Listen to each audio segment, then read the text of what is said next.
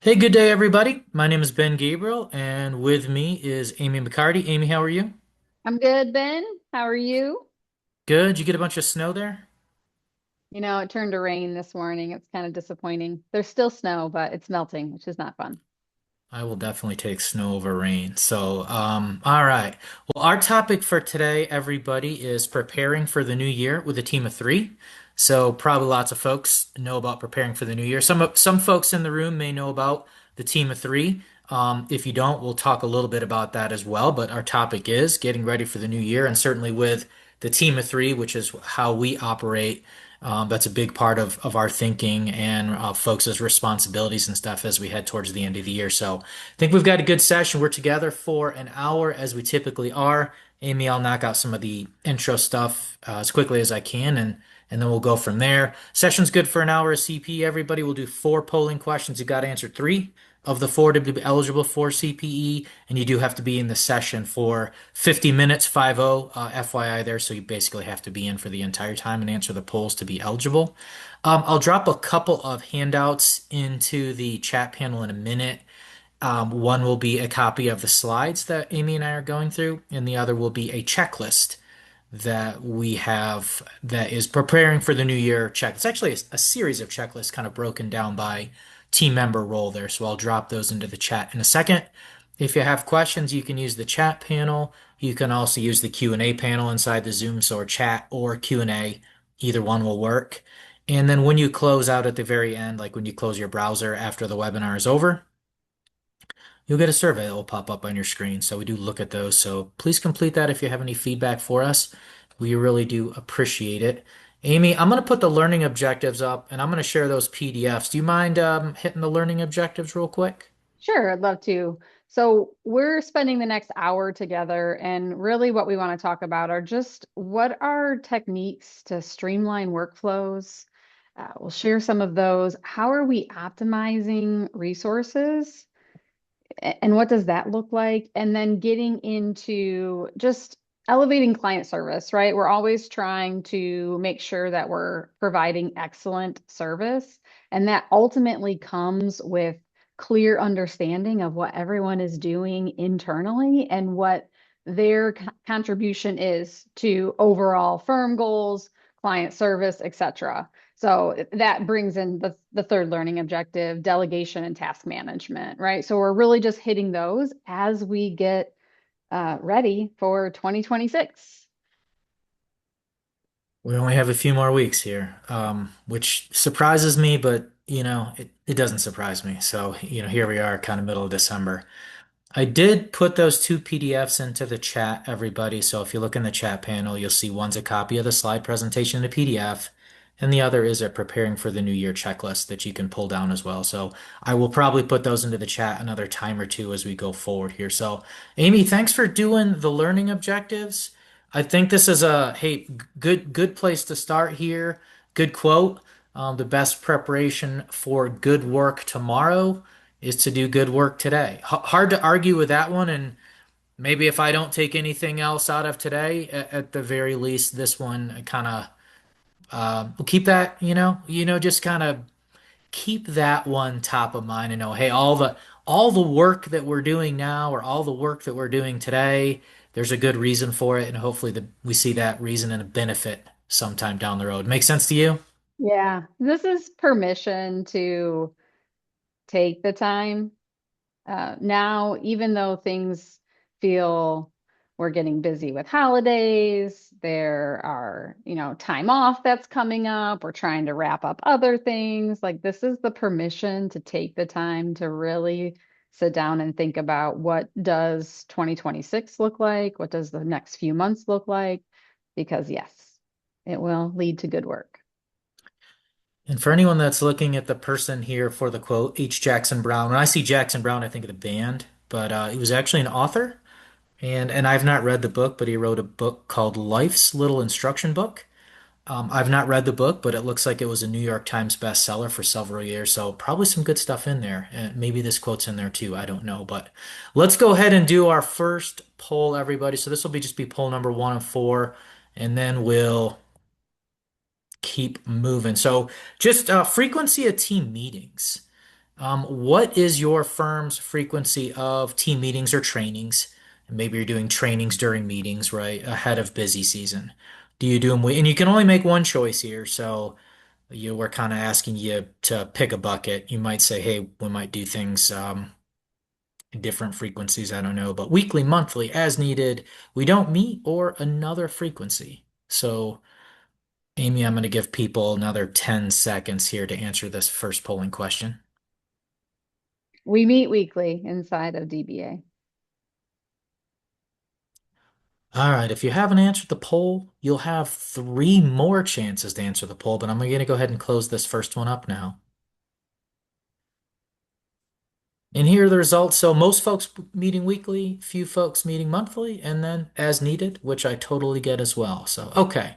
All right. Thank you for answering that first poll, everybody. Let's go on here to Amy. I'm just going to bring up, we've got four bullets on this slide here talking a little bit about planning. So, um, makes sense to me. Can you talk us through a little bit about what we mean by creating the plan?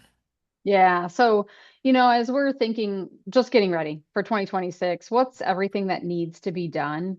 Planning is a gift that we give ourselves. And so this is ultimately just breaking it up very simplistically. What do we need to be doing? Who's actually going to do it? Super important, right? Because if we don't have clarity on who's doing it, then it doesn't get done, or it all falls on you if you're the owner or the primary leader of the firm, it all falls on you. Then when does it need to get done so we can prioritize it, and how are we going to go about doing it? And that's kind of what we want to break down on this webinar today, is just talking through all of the things that need to get done, who it makes sense to have responsible for doing that or ensuring that it gets done, and determining dates, and then how you actually go about it. So, starting with that first bullet, then there, planning, which is maybe where a lot of folks might start, where a lot of us might start here. What needs to be done? We're heading towards the end of the year, obviously, looking ahead to 2026. What? This is our starting point here. So, create a list, right, Amy? So what we've done is we've created um the beginning of, or maybe a pretty good list of things that we'll be thinking about, certainly at the firm here as we look forward to 2026. A lot of big ticket items on here, Amy. Anything on this list that we want to highlight or think through or talk a little bit more about? It's obviously a really good list. You might say we could keep going and going and going here, but anything to highlight on here? Yeah, this is just to really get you started, right? Ben and I were talking about this webinar, and if I were attending this webinar, I would want to know what are all the things that I'm forgetting that I need to be doing at the end of the year. And so this is a start to the list, but Ben mentioned we shared the resource that is broken up by role, and you'll see as we go through here on who should be doing what. So if you do tax inside of your firm, then getting the tax software installed and up and running is a super important step. But equally as important are engagement letters and getting those signed. Are clients coming back? Do they want us to do their returns? Do we want to do them? Are we sending disengagement letters? And then team training. Like those would be the main ones that I would highlight as we get closer to the end of the year.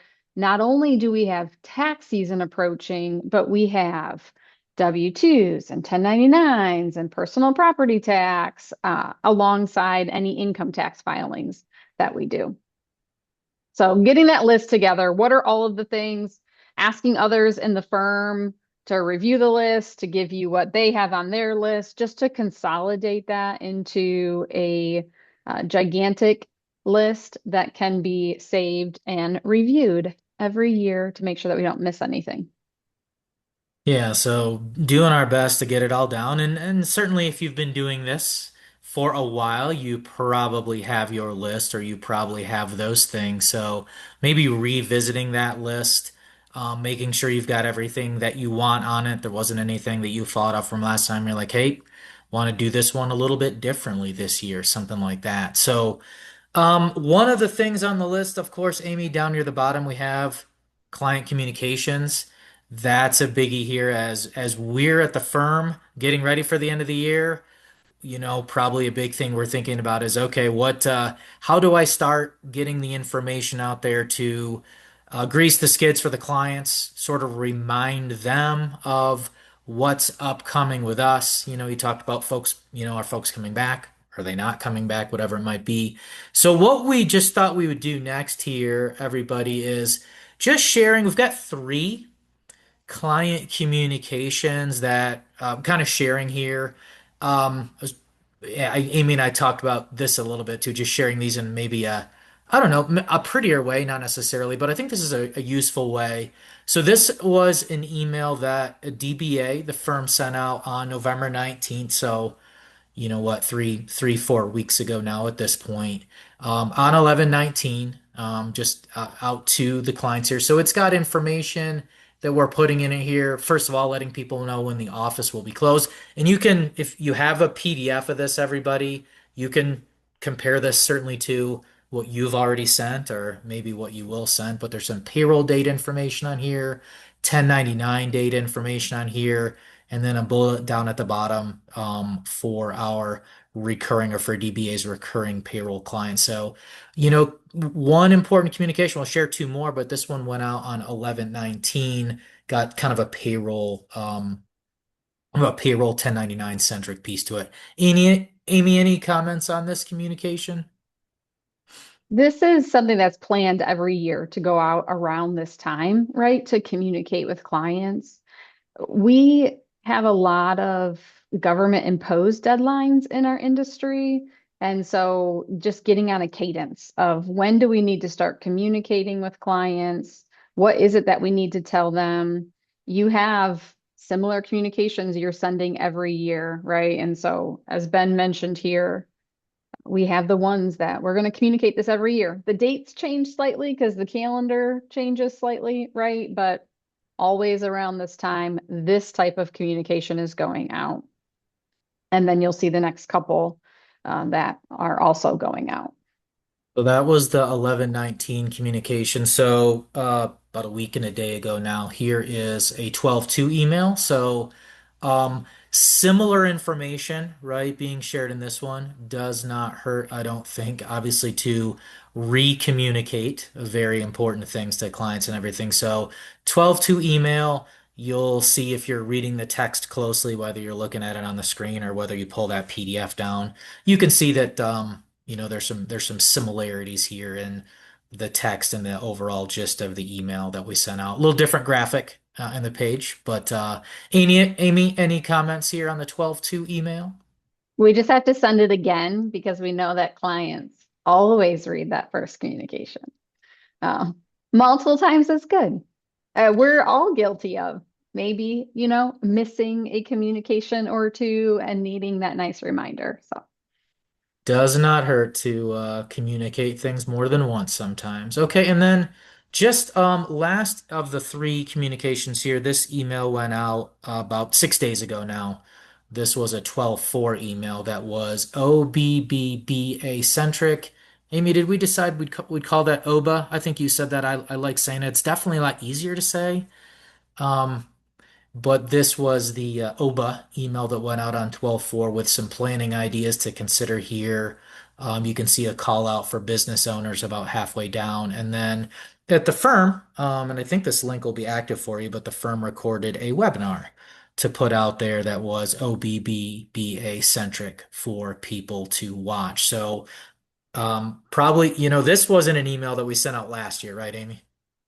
right. Yeah. This wasn't one. So, we need to adjust on the years that new fun things happen, like new law going into effect and decisions that need to be made.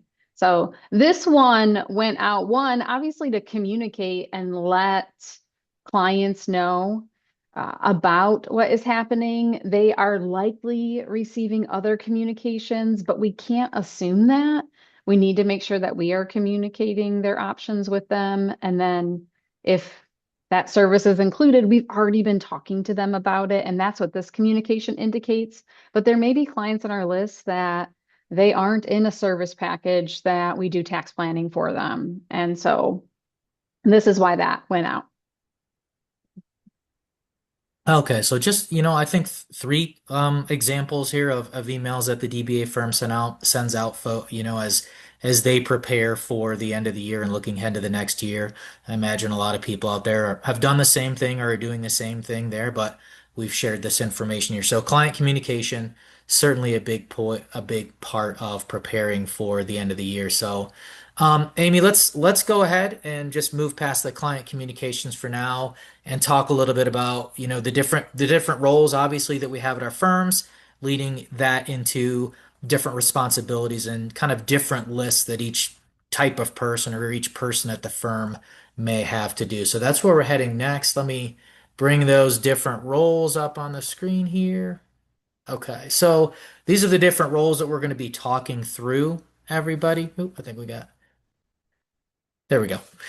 These are now all the roles that we'll be talking through, everybody. So we'll kind of hit each of these in its own time as we go here. So any comments, Amy? Just, as we have people on our teams that are responsible for different things inside of the firm, it's important that we are empowering everyone with what they can do to help, right? What they can do to prepare. It will not only help them in their role, but it will help everyone. And so that's what we're diving into here. So one of the things we talked about at the beginning was just delegation. So, in terms of thinking about delegation, folks are playing different roles at the firm there, firm owner, leaders, different roles. We'll talk about the different roles and responsibilities here, but delegation empowers others, right? It does. Delegation is the opportunity to elevate someone else, right? Is ultimately what it is. There are all kinds of things that each of us are doing. In fact, and this is not a rally cry for 26, but this is a very strong focus for every single person on our team is to delegate. Because when we delegate, we're allowing others to learn new things and continue to grow and excel in their role. So choosing the right person is super important. One, determining what are all the things that need to get done. We've talked about, there was a list there. You have the attached handout. Then who can we delegate some of these items to? And once we delegate, it has to be very clear to the person that the work is being delegated to. What are they to do? What is the ultimate goal? What expectations do they have? And then when's the deadline? When does it need to be done so that they can go out and they can accomplish that? We started with our lists, right? What are the things that we can be delegating? Who's the right person there, playing that role at the firm that can help with that work or can do that work. Obviously, if we're delegating something to somebody for the first time, maybe they're newer at the firm or maybe they're just new to the task potentially. Clear instructions, good. What are the expectations? What do things look like when we'll be done here? And then, is there a deadline, of course? I always kind of like to know that, hey, awesome. Love to help out with that. Just want to make sure, when do we need it done by? Always good to know there. So empower and don't micromanage. I think that's an example of giving people some autonomy, right? Hey, you here's the task, here's the goal, here's the due date, be as clear as possible, checking in, but not micromanaging, empowering that person to work autonomously. So, okay, delegation best practices, Amy, great. So, the title of our session here is preparing for the new year with a team of three. So let's take maybe a half a step back or just a little bit of a step back and talk about, for those that may not know, what we mean by team of three. So up on the screen now, we have a couple different teams, Amy, and if you can talk through each of them. On the left, we've got two graphics. We've got the CAS pod team structure, and then Amy, we've got the TAP pod team structure, and we'll probably want to tell folks what TAP means, but we've got the two, and the team of three that we're talking about, certainly explicitly on the CAS side, I just circled there with a client CFO, a client controller, and a client CS, client service manager there. So Amy, can you talk about these two different teams inside of our firm, inside the DBA firm? And then we'll talk a little bit about on the next slide, kind of a different way to look at them, but with some responsibilities laid out at the same time. Yeah, perfect. So, team of three is how we service a client, right? A client that joins DBA, they are served by a team of three. Now, there are more than three people technically as we are growing and evolving. But the goal there is that in a team of three, it is very clearly defined on who does what. So, a client service manager is present, client controller is past, client CFO is future.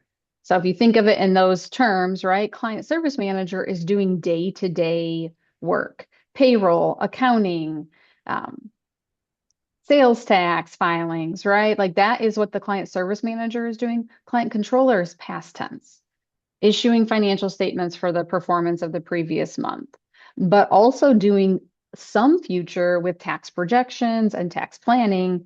And then the client CFO is business strategy. Where is the client trying to go? What are their goals? And then how do we help them accomplish it? So this team of three allows us to really excel in servicing clients. Now, as Ben mentioned, we have a CAS pod team structure, client accounting and advisory services is CAS. We have a TAP pod team structure. In talking with some of you on the webinar today, right? You do CAS work, you also do tax work, you have some annual tax clients or larger client families that you're servicing that maybe don't need the client accounting piece of it. So TAP for us is tax advisory plan. Those are clients that are not businesses. They are individuals, high net worth individuals, large family groups that want additional touch points with a team in order to continue to stay in a very positive manner with just tax liability that they have and do some planning and strategy, right, on what they're trying to accomplish for their goals from a financial standpoint. So that's the breakdown of the two there. Does that help, Ben? Yeah, makes a ton of sense, Amy. So I've got the CAS structure kind of on, it's all one firm, obviously, but kind of Mhm. looking at the CAS structure on one side and looking at the TAP, the tax servicing team structure on the other side, though. So, okay, so that's a good, hopefully a good visual representation for everybody, how things kind of look. So a little bit of a different way to look at it. So these are the same two sets of teams here inside the firm, not looking at, kind of looking at them now with their responsibilities laid out. We're going to go through some of these checklists for individual team members here. Amy, anything you want to say when we look at things just a little bit differently here on this slide? This is just general overall view of what each person sitting in one of these roles, what their responsibilities are, right? This is what this is displaying. So like Ben mentioned, we're going to get into, okay, this is great. This is what they do all year long at various different points of the year based on where we're at, right? Deadlines and whatnot. But what are they doing right now? And what can they be doing right now or as we get into the beginning of the next year? And that's what we'll dive into. So, but this is, I will add a couple other things, Ben, if I can. Yeah. On the cast team of three, there's actually four bubbles there, not three. It was three. And as we have grown and evolved, right? Because that's all any of us are doing. We are doing the best with the information that we currently have. And as we gain new information and we learn new things from experiments that we've tried, then we continuously evolve, right? And who knows what iteration we're on of how we are delegating work and defining roles. But where we're at right now is we have added a CSM assistant. So client service manager assistant. And the idea there is continuing to learn how to delegate, right? A client CFO has learned how to delegate to a client controller. A client controller has learned how to delegate to a client service manager. A client service manager previously had no one to delegate to, and so now they are learning to delegate to a CSM assistant, which if any of you do any type of delegation, you know that it is a learning process. I don't know that I've met anyone who was super great at delegating right at the very beginning, right? That's something that you learn how to do. And then as you do it more and more, you become better and better at it. But it's almost like that first hurdle that you need to get over. So that's what we have a client service manager assistant now, so that client service managers can learn to delegate because that is a very important skill to learn as we as technology helps us continue to evolve and grow and do more. So that's added on that side. And then on the tap, we have a team of three.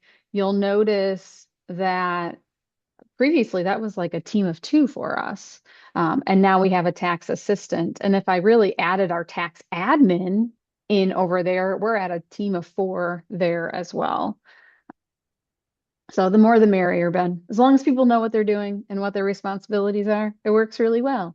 If no one knows what they're doing and it's kind of like whoever gets to it first, then it's a little bit more chaotic. Not not as organized, yeah, more chaotic. So yeah, thanks for pointing that out. Newer roles, CSM assistant and then tax assistant as well. Okay, so that kind of rounds out each of those teams. So we looked high level, cast team, the cast team, the tap team, looked at some of their kind of, quick at their different roles. Here's what we'll do now, Amy. We'll kind of step through starting from firm owner slash leader, and into some of the other roles here. So I'll bring up just the tasks for each role. So if you have that PDF handout to everybody, you'll kind of see some of these things mimicked inside of that PDF handout too. So Amy, let's start here.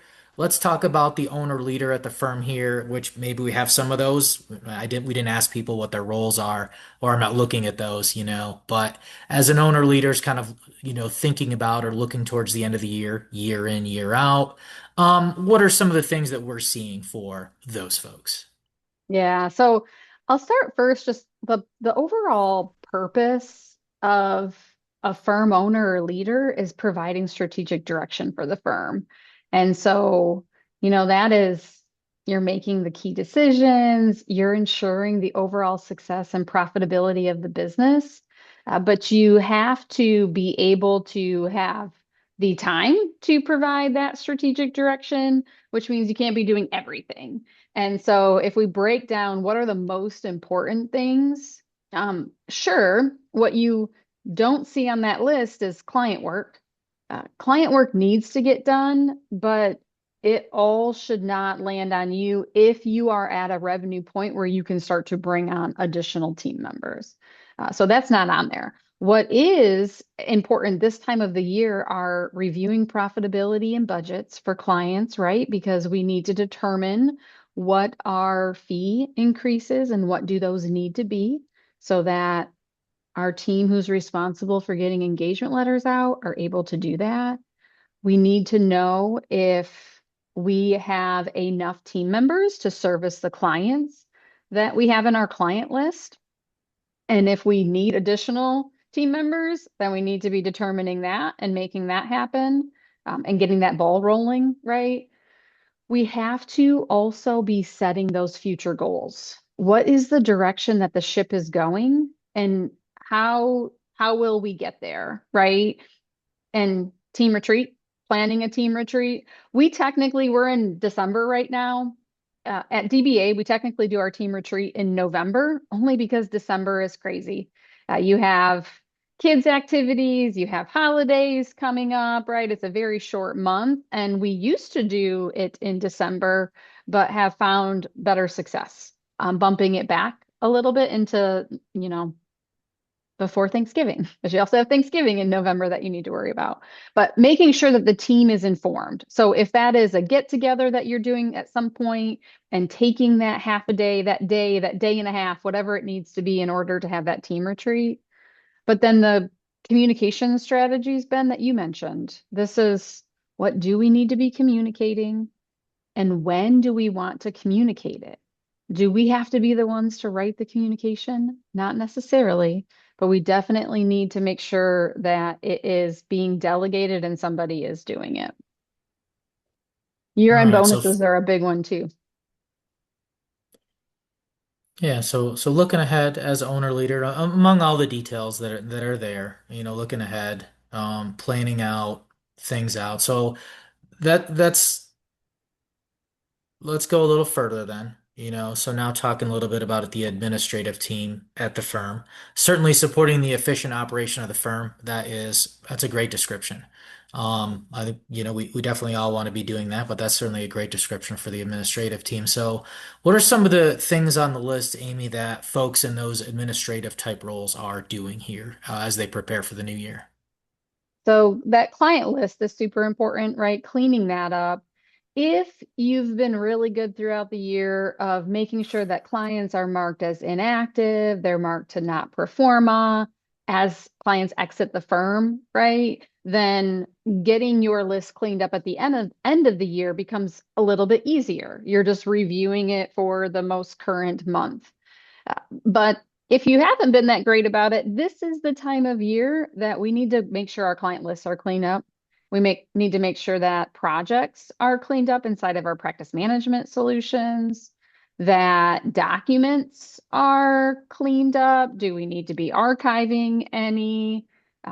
Do we need to delete them from a temporary holding area that we have them if we're downloading things to that area? So it's just opportunity right now. We're like end of year cleaning because when we roll into the next year, we don't want to clutter our systems with unnecessary client information, right? So we don't want to perform a clients in our tax software that we're not going to be doing this year because they exited the firm last year.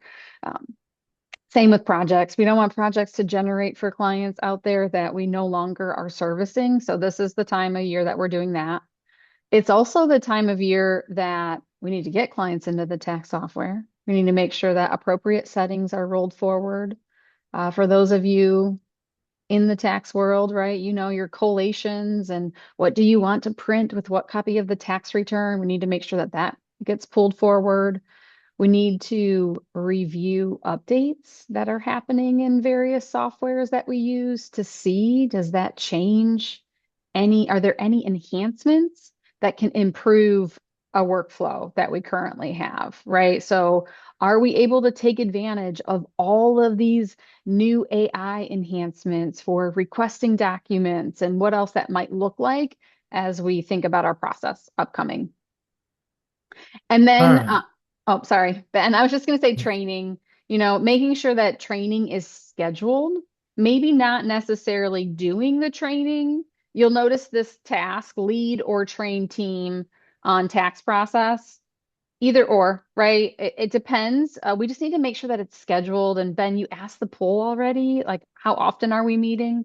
Just get it on the calendar, even if we don't know who's doing it yet, as long as it's out there, then we have given ourselves a deadline in order to have these conversations. Yeah, get it on the schedule. Mhm. Okay, so talked firm owner leader Amy talked about administrative team, getting ready, getting things cleaned up and ready to go for, and especially for those folks in the tax world, which probably a lot of people are out there. So that takes us into CSM accountant, everybody. So CSM is our terminology there, client service manager. Certainly may use the term accountant there. So Amy, what are some of the tasks here? So at this time of the year, reviewing 1099s, and ideally, the 1099 review is happening throughout the year quarterly, right? So at this time of the year, it's really reviewing the last quarter. Are there any vendors, new payees that we need W-9s for, getting those out? Are there special payroll bonus runs that we need to be doing for clients and working through those? In our communication that went out to clients, we want that information earlier in December because we will be running those earlier in December. We're not waiting until the last minute. And then just reviewing things that the CSM has been doing throughout the year, right? For fixed assets. New assets are added throughout the year. Okay, well, did we actually set up the appropriate associations for the personal property tax returns and just verifying that information? Those are All right, important so things. we've talked through three roles. We've got four more roles to go here. So, looking at CSM or CSM assistant, or could call it accountant assistant as well. It's one of the newer roles that you mentioned when we were looking at the team of three slide. So, what's the CSM assistant or the accountant assistant working on? So they're doing what they can to help the CSM. Some of these tasks are very similar, right? Again, the goal here is that the CSM is delegating to the CSM assistant. So reviewing depreciation associations could be happening by them.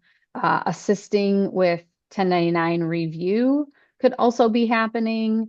The one thing I didn't mention with the CSM, and this is true of any role, is as team members are working through different year-end tasks, have them record themselves. Just talking out loud, what are they doing? Why are they doing what they're doing? And have them record that because that will then allow next year if we have new CSMs that are joining the team, great. We have a documented recording of what does that process look like, but also then the CSM assistant will be able to utilize that recording.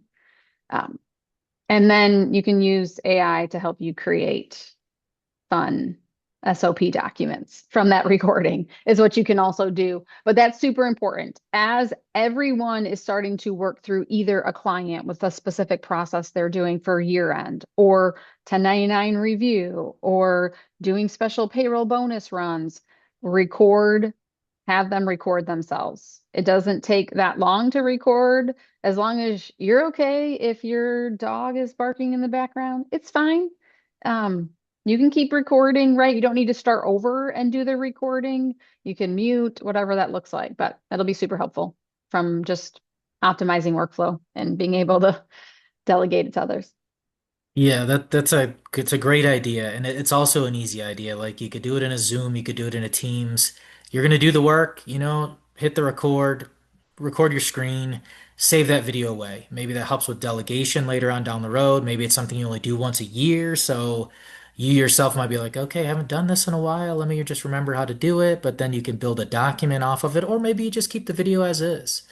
But that helps with delegation, helps with training, helps with standardization. It's a great idea, Amy. Yeah. Okay, so past the CSM assistant here, everybody, to the client controller slash tax accountant here. Amy, what are the client controllers working on? So as we get towards the end of the year, right, completing tax projections, most of those are starting October, November. Um, we should be pretty well complete with those, but they're up there anyways, in case there are any clients or, some of the clients coming out of the woodwork with some of the tax law changes that they need to be taking into consideration before end of year so that they can take advantage of some of those items.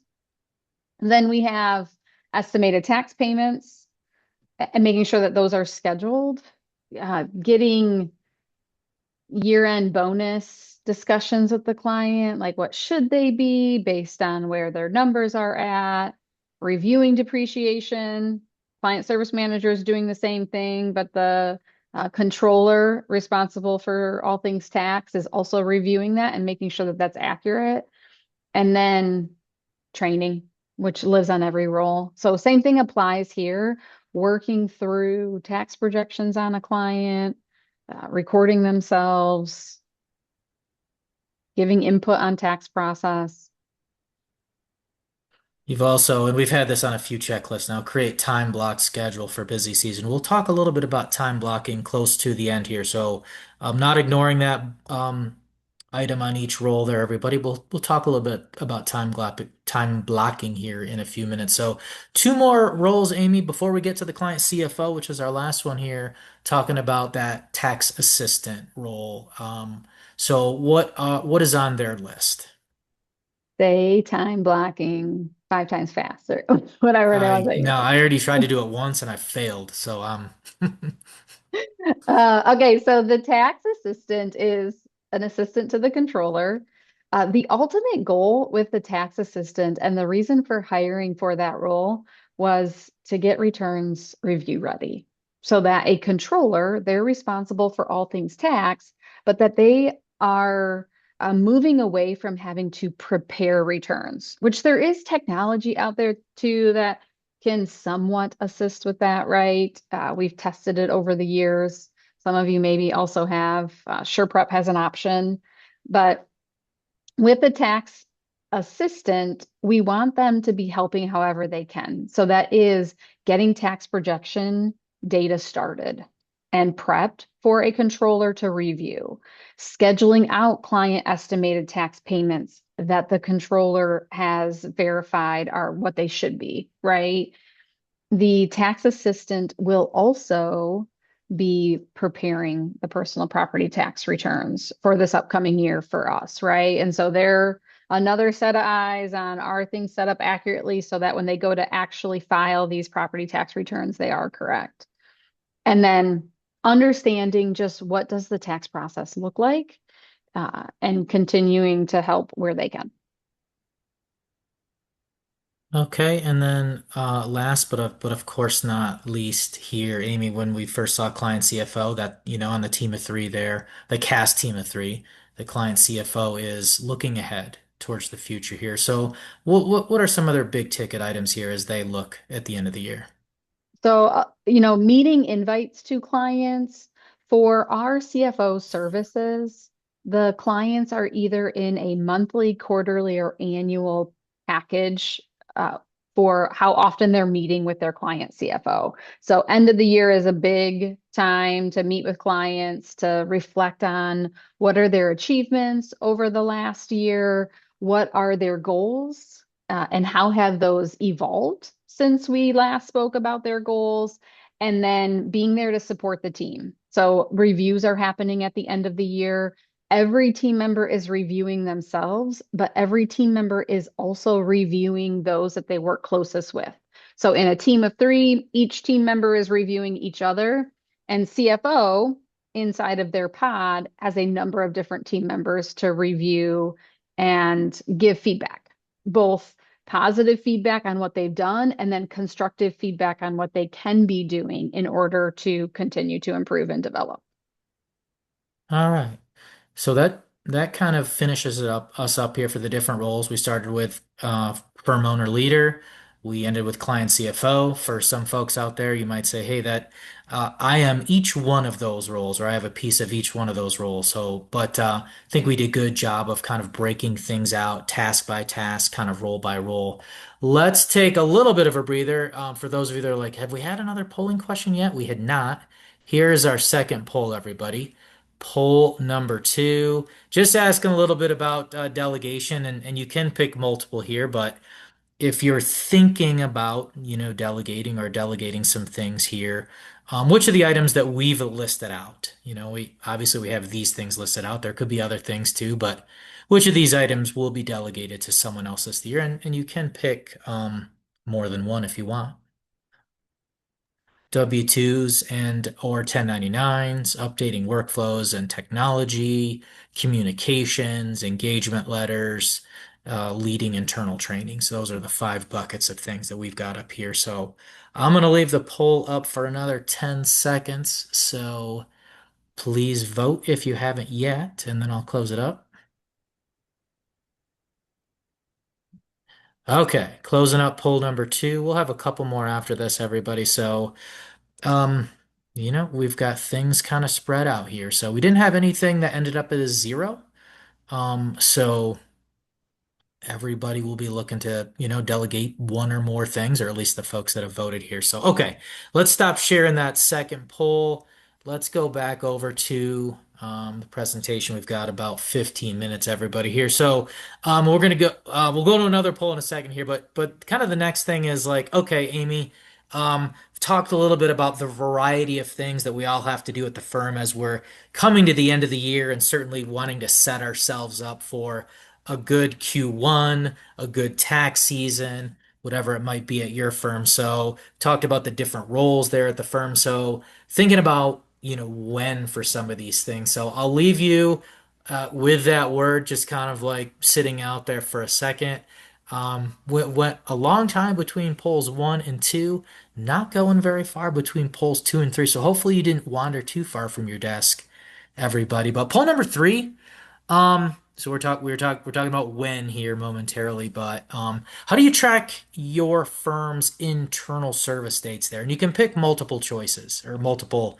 You can pick multiple. So do you have a practice management solution that you're using to track those things? Do you have a calendar, maybe a Microsoft Outlook calendar or 365 calendar? If you guys are using Microsoft, obviously you could be using something else for your calendars in your heads on paper or another way. And if you did put another way in there, you could throw that into the chat to let us know other ways you're keeping track of things. So polls up for another 10 seconds.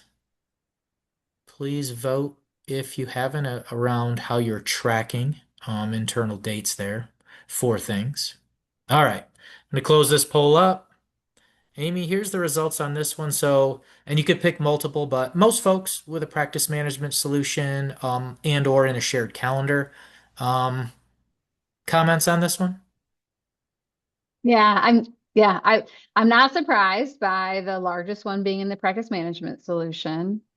We do have a comment for another way is the OneNote to do checklist and the calendar are the two ways. Yep. Um, yeah, in our heads and on paper. I mean, those are in our heads. We just need to get out of our heads. So as long as it's in our heads and also somewhere else, it's perfect. If it's only in our heads, that's a job that just let's just get it on. Let's start with on paper and then let's give it to somebody else to put it somewhere. Okay, so thinking about those different ways folks are keeping track of things. What we've just got shared up on the screen now. We've, screenshotted October, November, December, and I really like this. And we'll give everybody a second to kind of look at it. But Amy, this is a DBA service calendar up on the screen right here. As folks look at it, they can kind of see a variety of things that are kind of have dates attached to them or time frames attached to them in terms of when to do them. But it's a good way to kind of keep things visible to people inside of the firm is just having that service calendar, particularly, of course, for these things that seem to happen every year at about the same times.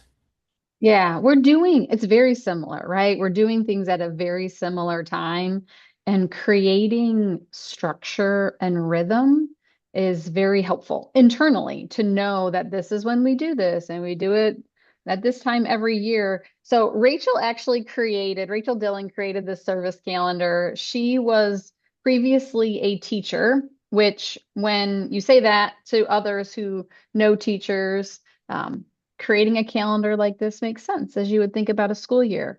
This calendar was created in, I think, 2024 are those actual dates, but the rhythm is the same, right? Like every beginning of the December, our team member scorecards are opening.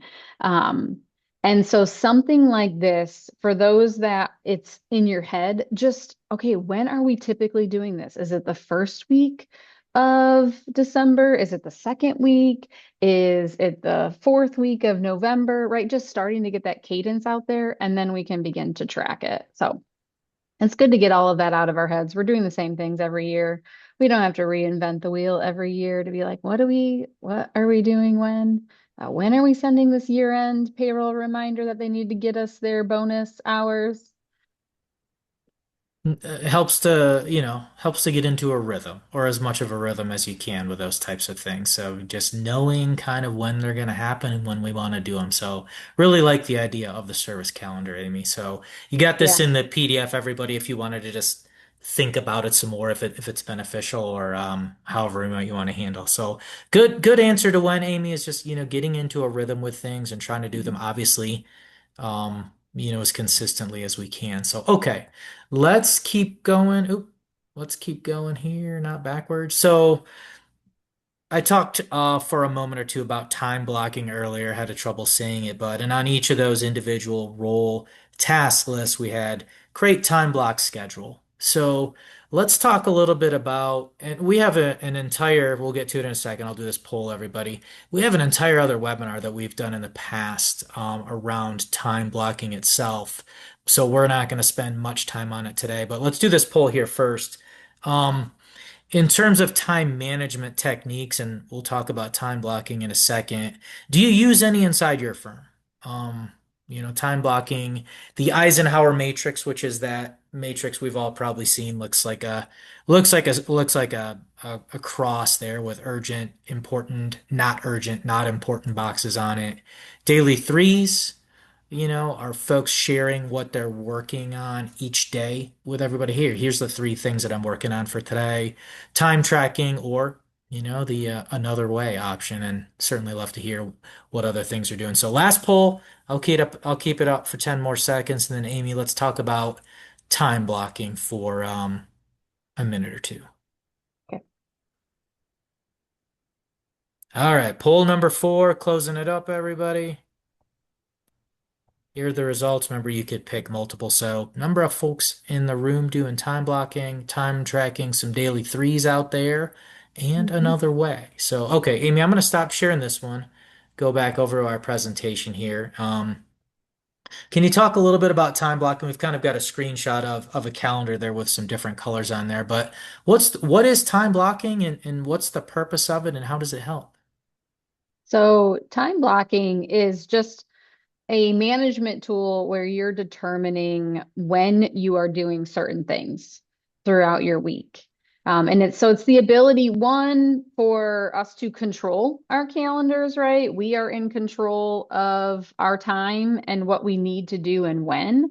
And so the exercise of going through and deciding like, okay, I need the ability to have deep focus to get work done. And that we know that as we get interrupted throughout the day, or if we keep email open and we're always looking at our email while we're also trying to do something else, we are very distracted, and the more distracted that we are, the less productive that we are. So just this opportunity to say, you know what, I'm going to check email first thing in the morning, and then I'm going to minimize email, and I'm going to focus on the tax returns that are on my plate and work through these tax returns.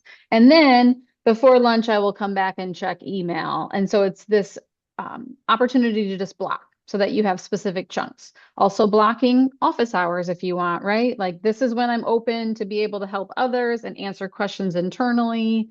Uh, we want to be available all of the time, but if we also are trying to get things done, being available all of the time is very, very hard to also be productive. So it allows better time management. It helps us to plan ahead and reduces procrastination, right? We're not waiting until the last minute to get things done where they become fires. Um, it just gives us better balance. And then I already mentioned it, it's that focused deep work that happens with time blocking. So the idea with this, we've already talked about like what are all of the things that we need to be doing. We know when we typically do them. We know we typically install or make sure that we're communicating to the person who installs UltraTax that it's getting done in December, right? It becomes available around Thanksgiving. So we have that on our list of things to do. We know that we need to get engagement letters out, and we know when we want to send them out. So we're sending out engagement letters now to make sure that clients are on the appropriate service package, that they are signing up for us to service them next year, that we are going to be doing a tax return. And so scheduling and time blocking when we want that to happen just helps. Same for controllers. When are they working on tax projections? When are CSMs doing their 1099 review, right? That allows every team member to just determine, hey, I need to be focused on this right now. I don't need to let some of the other things trying to get my attention are not at the top of my priority list because I need to be getting this done. Yeah, I think it pushes you into a little bit of discipline. Not that you're not disciplined, but pushes you into a little bit of a discipline. You're like, I have this time blocked off to get this particular task done. That's very important. And then, okay, I can come out of that time. I have a little time built in here where I can be like, okay, I can answer emails. I can have that meeting. So, it's a neat way to kind of build in some consistency and some discipline onto your calendar. Um, Okay, so we do I know we've done it a few times over there, so we do kind of a full session on time blocking, so not talking through all the details on that there. So Amy, we're coming up here, just have a few minutes left in our time, and we've talked about, you know, the different roles. We've talked about the different tasks there as folks are heading into the end of the year and the next year. Talked a little bit about time blocking.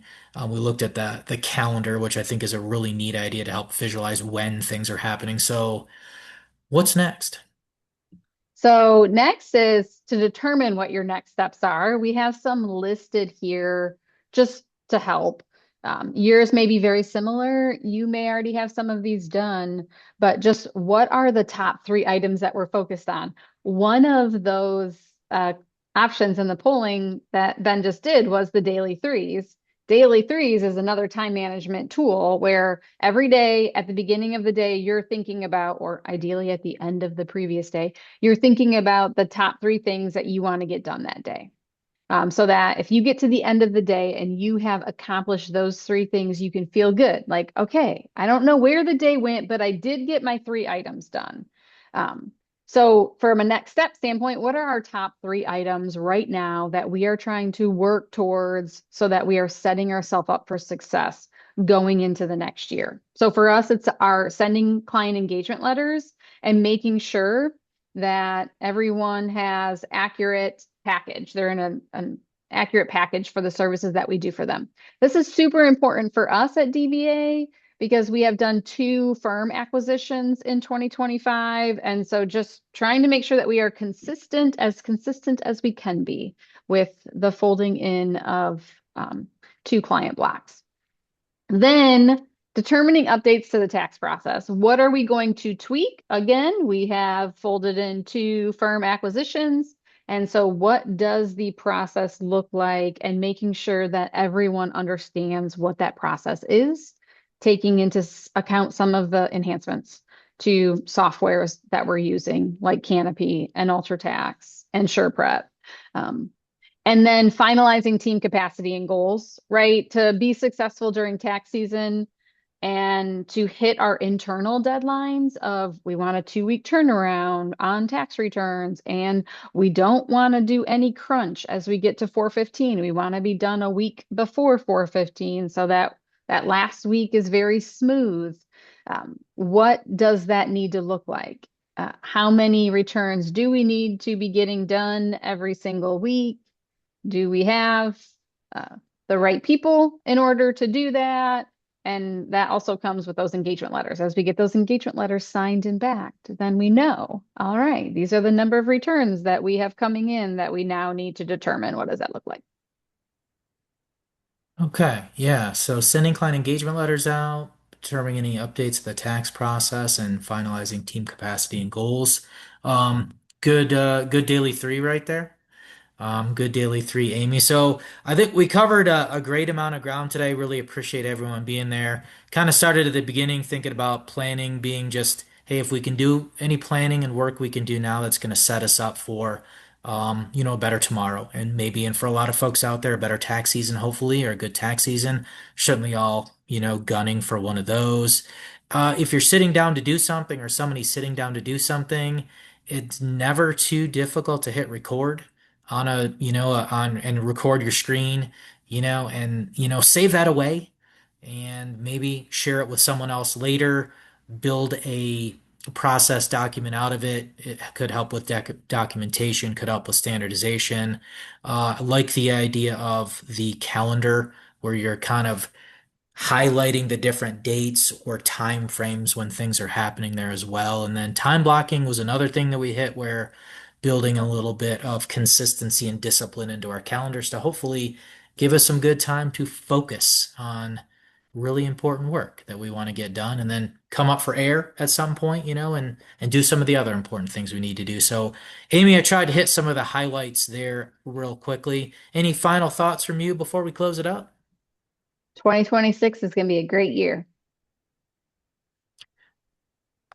I couldn't have said it any better myself. So 2026 is going to be a great year. So, hey everybody, thanks so much for spending time with us. If we don't catch up with you again, have a great rest of the day, the week, great holiday season and everything. And we'll hope to catch up with you again soon. But if not, maybe in early 2026. So, Amy, thank you so much. We're all set, everybody. Have a great rest of the day. So we'll see you soon. Thanks, Bye, Ben. Thanks, everyone. everyone.